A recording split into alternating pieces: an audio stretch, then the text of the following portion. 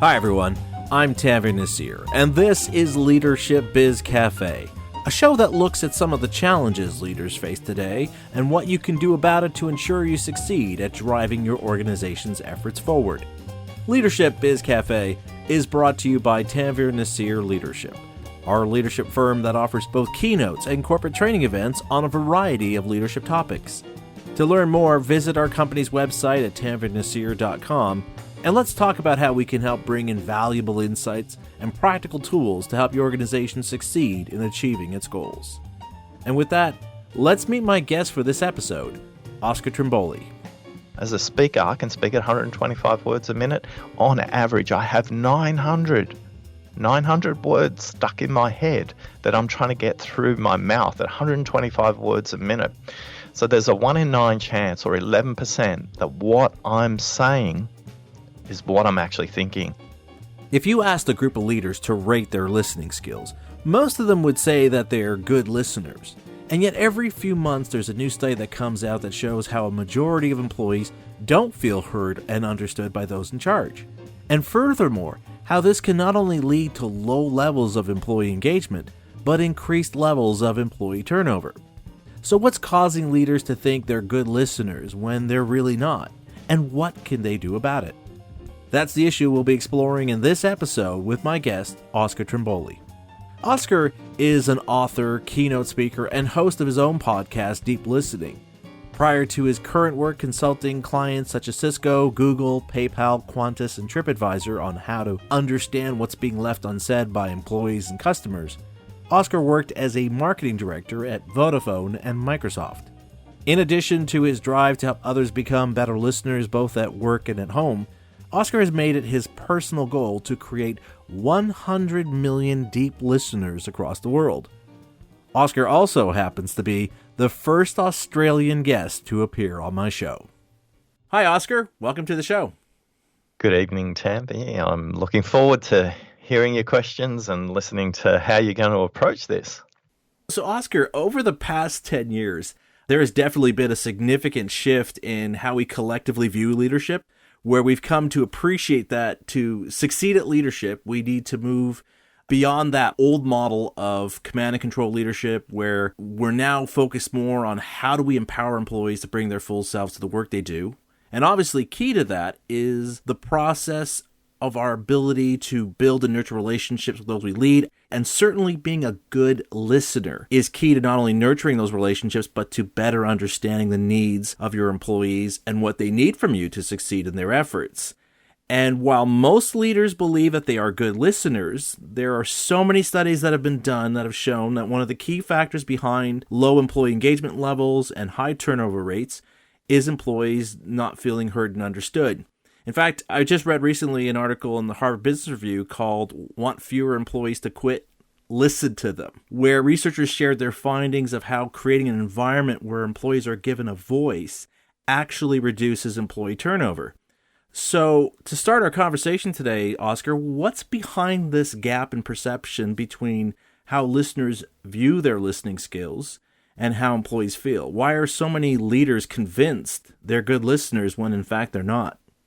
Yeah, my 3 favorite statistics are 83% of people think they're above average car drivers, 86% of people think they have an above average IQ, and 84% of people think they're above average listeners. None of us were taught how to listen, so we don't know what good is. The more senior you are in an organization, the more of your time you'll actually spend listening. If you're a frontline manager, 63% of your day is spent listening. If you're a leader of leaders, about 72%. And if you're an executive, you're going to be spending nearly 83% of your day listening. So if you want a productivity hack for the 21st century, learn how to listen, because only 2% of leaders globally have any training whatsoever in how to listen. In Australia, I didn't have a listening teacher at school. I'm sure in Canada they have lots of them because they're very much enlightened and leading the world. And for most of us, our first listening teachers and our most significant listening teachers are actually our parents. And they often come and talk to me at the end of a presentation saying, "How do I teach my children how to listen better?" I said, "They're only role modeling what you do. So if you want to listen better, Be a better listener for your children. And for those of you out there who have children, you want to listen better, get down to their eye level. Don't stand above them when you talk to them. If you can get down, whether that's crouching down or lifting them up, you'll listen completely differently with eye contact with children. And equally, if you're remote and you have to call them or FaceTime them, make sure you sit on a chair, or you might sit on a bed if you're in a hotel room, to make sure you're at eye level for them as well. It will change your mindset and it'll get you into a real listening orientation. But Tanvir, ultimately, it's the lack of even understanding what the steps are to great listening. Nobody I've met can easily say, well, here's the 5 steps to great listening. They can talk about that when it comes to speaking. They can talk about speaking with influence and speaking with impact and speaking with power. And then when I spend a little bit of time with them and say, what do great listeners have in common? They all scratch their head. The opposite is true, though, Tanvir. When somebody's not listening to us, we need no training to figure that out. Right. It's funny, though, when you think about it, because I'm sure you've come across, especially with your focus on helping people become better listeners, how there's so often we share that notion of how we have 2 ears and 1 mouth because we're supposed to listen more than we speak. And yet I love this idea you just brought up about how we never really had a class, or we never really had moments around the dinner table where the focus was on, here's how I'm going to teach you to become a better listener. It was just kind of implied, I guess. It's interesting, though, how you bring up this idea that we do take for granted that, well, we are innately good listeners because, well, I have 2 ears and I only have 1 mouth. Ancient traditions do this so well, whether it's the Inuit of North America, the Aborigines, the Maoris, even in the Asian cultures, whether that's China, Japan, India, and even further across when you get into the ancient Arabic and Judaic cultures. The best way to teach somebody how to listen is to tell brilliant stories that take time, not stories that are sound bites. And the traditions that have sustained themselves, whether that's tribal Africans, tribal leaders in South America, the ability to tell extended stories and hold the attention of the person who's listening is a really transformational tool to helping people developing their listening muscle. So the more stories you hear, the better you get at listening. But it has to be a masterful storyteller. If the stories are disjointed and don't kind of make sense, it's difficult for that person to keep their attention. And by far, the most common myth about listening is that you need to focus on the speaker. And although that's handy, it's the wrong starting point. For most of us, the person we need to listen to first is ourselves. And we have to be prepared to come to the conversation and listen, because most of us turn up in the workplace with the last meeting playing in our head, or the next meeting, or our shopping list, or we've got to pick up our kids, or we've got to figure out, do some shopping, or we've got some chores to do, and all of a sudden we're distracted and we're not in the moment. In fact, it's happening for you right now, whether you're driving, whether you're running, while you're listening to this podcast, you're completely distracted. And the reason you are is that although I speak at 125 words a minute, you can listen at up to 400 words a minute. So you're filling in the gap with the 300, and you're kind of going, hey, Oscar, hurry up. And if any of us have ever listened to a recording at a high speed, we're still able to make it make sense, have comprehension. And in fact, blind people have much faster listening capabilities than sighted people. They can listen up to 300 words per minute. So the most important thing, Tanvir, when it comes to listening is getting you right as a foundation to listen before you get into the conversation. That means switch your phone into your cell phone into flight mode. It means drink a glass of water. It means be conscious of your breathing and get some oxygen going in your brain with 3 simple deep breaths. You don't have to go into a yoga position, but if you get those 3 things right, you are miles ahead of anybody else when it comes to listening. Wow, that's a fascinating point you bring up about how we actually in our brains have space for 300 words more than what we can speak on average.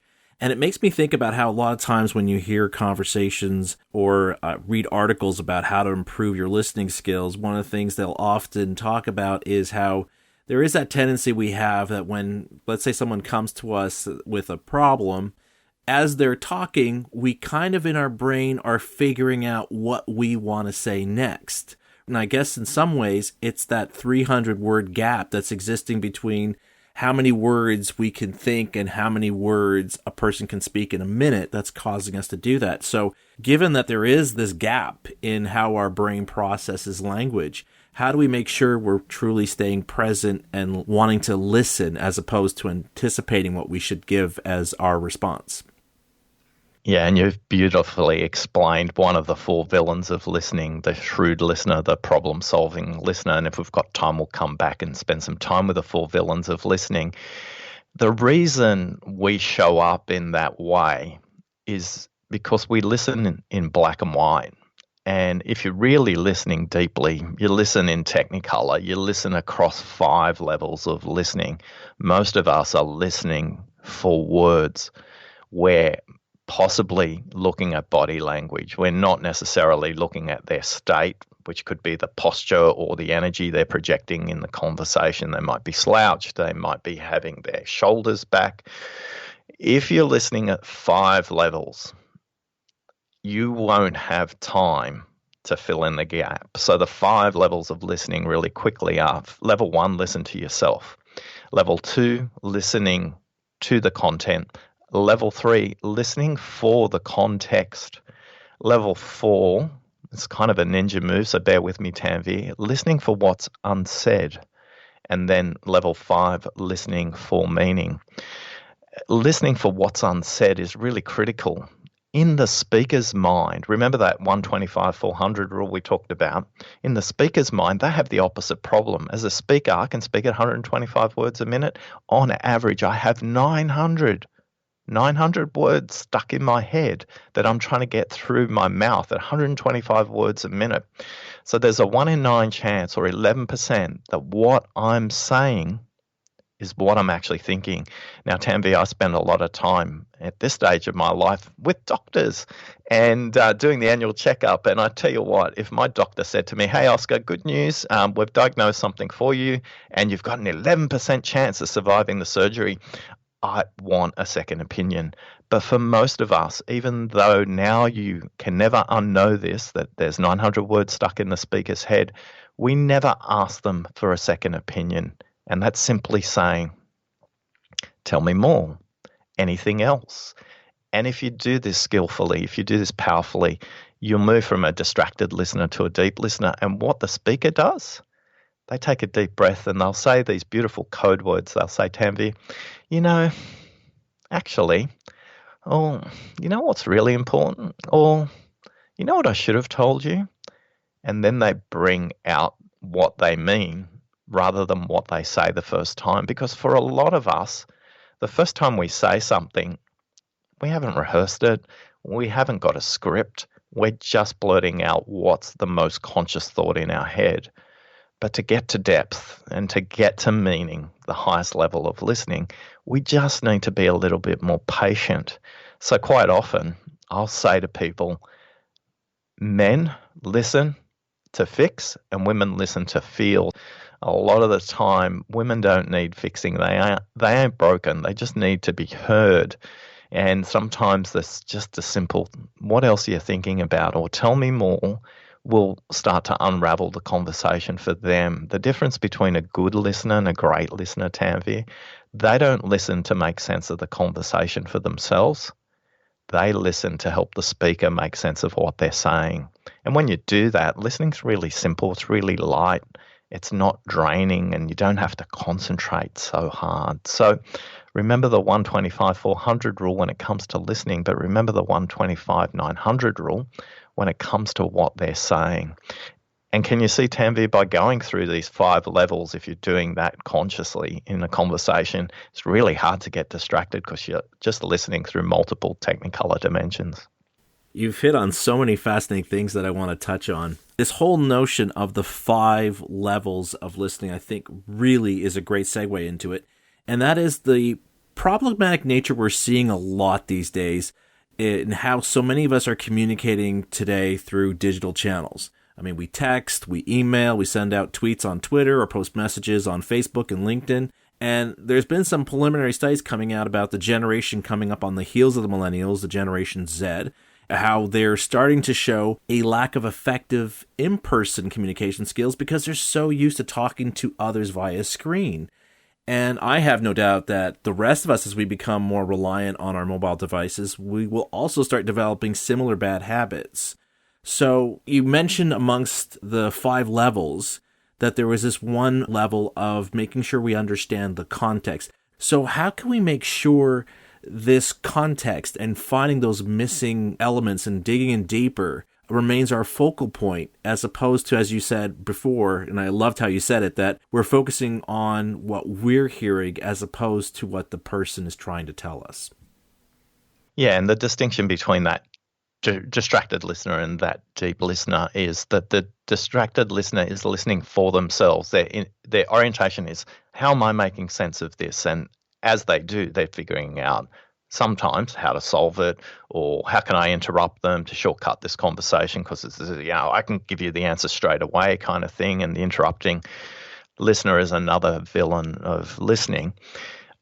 I think to your point about devices and technology, the thing I want everybody to be conscious of is, when appropriate, those devices and those technologies make sense. But for most of us, it's unconscious, it's default, and we don't take the time to think about, given the content we want to explore and given the outcome we want to do, what's the best format for that? Sometimes it might be electronic because we want to record that in some way. But for a lot of these complex things, as we move from the information economy to the imagination economy in this 21st century, when it comes to using our imagination, it's really layered, it's really nuanced, it's really contextual. And I think there's a lot we can learn from China, from Korea, and from Japan, really high context cultures where silence, for example, is a way of communicating. And when you're using electronic methods, for example, there's no space for silence. So I would say, be choiceful in how you use those devices. By themselves, those technologies are not good or bad. When it becomes unproductive is when we're not deliberate, when we're not making a choice in which way we use that technology. For a lot of complex things, though, they will require some kind of face-to-face interactions and humans interchanging ideas. And some of those face-to-face interactions might be video conferences as well. So it's not the technology is good or bad. I think for all of us, it's like, when's it the right time to use that technology, and when is a phone call, a face-to-face, a video more appropriate for the kind of outcome we're trying to achieve. When you mentioned earlier on, you kind of said, how do we listen for what's not said? A lot of us in the West use these terms like pregnant pause, or there was an awkward silence. In the East, you would never have any reference to that, because silence, stillness, is actually a sign of maturity, seniority, and in a lot of cases, wisdom.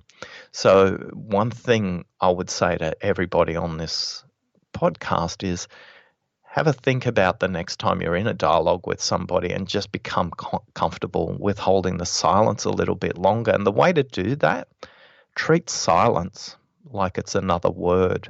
Treat it with respect, listen to it fully, listen to it completely, and understand what that silence could actually mean.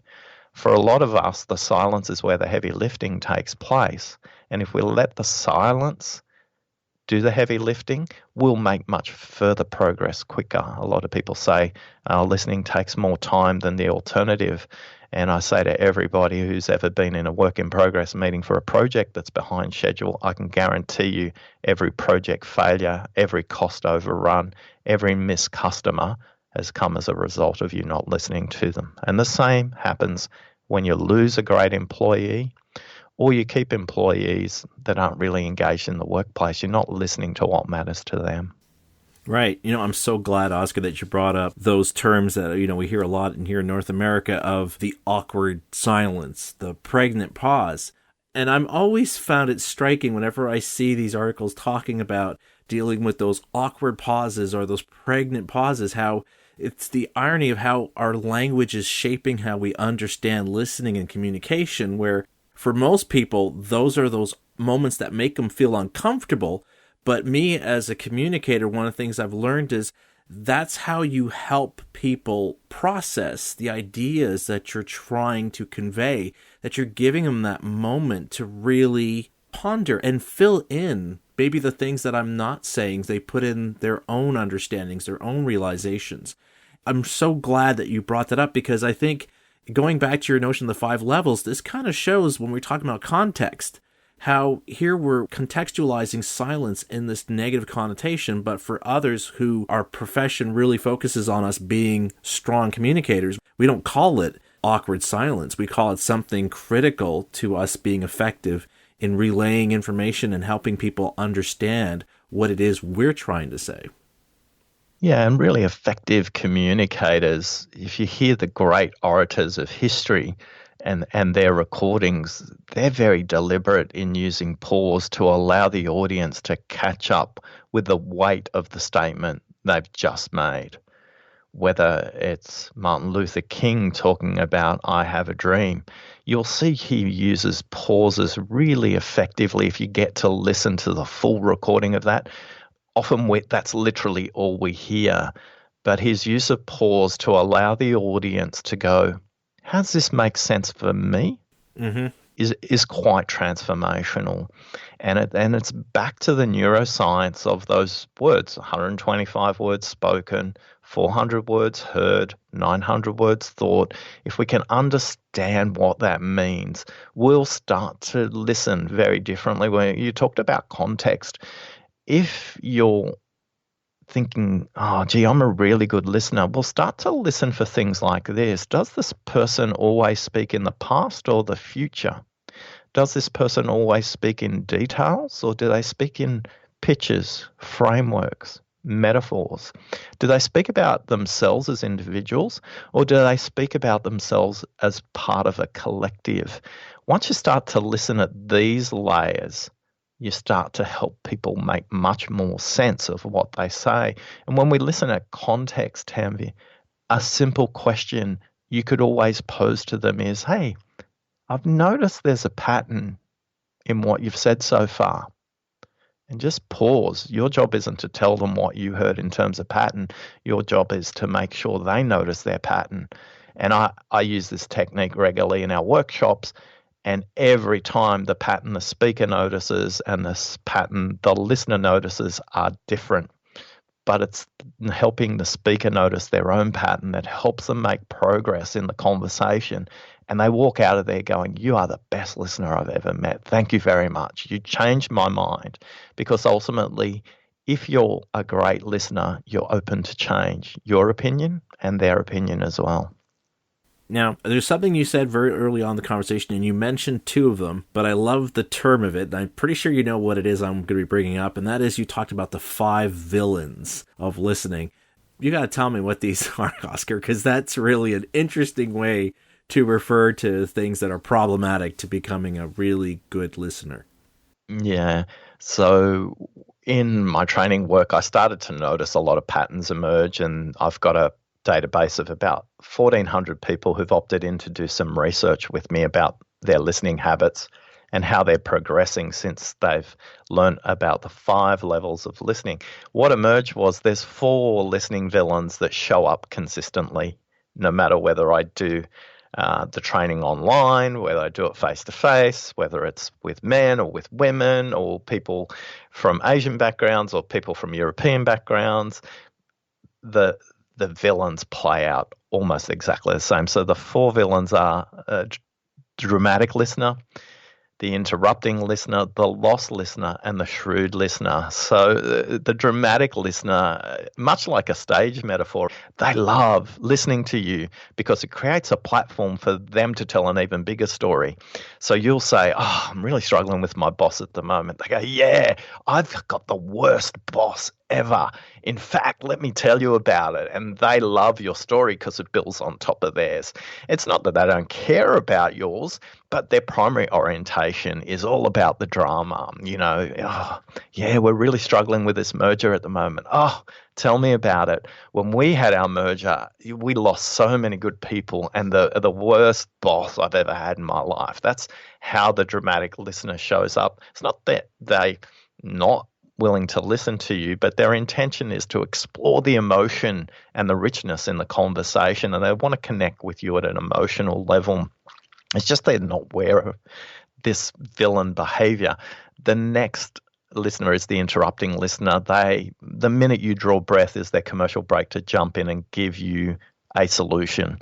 And the interrupting listener is the most overt, the most loved, and the most identified, as in people we hate as listening villains. So if you're referencing somebody else, the interrupting listener comes up a lot. And if you see really bad talkback radio presenters, they love interrupting as quickly as possible because they just want to stay on point from the talkback caller coming in. The next listener is the lost listener. And this lost listening villain takes two forms. The first level of lost is, why am I here? Oh, I'm really glad you invited me to this meeting, but I don't really understand why I'm here. And it typically shows up in team meetings the most. They sit in team meetings and they go, if I just listen to the 15-minute mark, I'm sure I can make sense of why I'm here. And while they're doing that, they're completely lost because they're trying to figure out why they should be there. The other way the lost listener shows up is they're stuck on their devices. They turn up to a conversation and they're texting away, or they're WhatsApping on their cell phone, or they're sending a message to somebody, or they might do it on their laptop, or they might do it on their iPad, but they're completely lost in something else altogether. They're not present in the conversation. And then the third way they can be lost is in their own story. It's like, yeah, I remember when that happened to me. But unlike the dramatic listener, they just keep that story in their head and they drift away. They seem vague in the conversation. People use terms like they blank out. So that's the lost listener. And the shrewd listener, disproportionately represented in selling professions, medical professions, legal professions, accounting professions, in fact, any professional services, anywhere where you take a brief.